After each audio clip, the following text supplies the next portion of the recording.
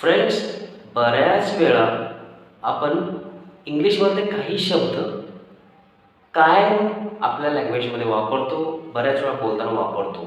पण त्यामध्ये बारीक मिस्टेक करतो. तर ती मिस्टेक काय बघूयात. आज मी 2 शब्द सांगतो जे खूप कॉमनली वापरतो, आपण बऱ्याच वेळा वापर करतो, पण त्यामध्ये बारीक मिस्टेक होते. तर पहिला वर्ड आहे एनिवे. एनिवे. तर हे आपण एनिवेज म्हणून बऱ्याच वेळा वापरतो. एनिवेज. आपण काय म्हणतो एनिवेज? पण anyways is not correct. Anyway हेच बरोबर आहे. एनिवे. Use anyway. दुसरा वर्ड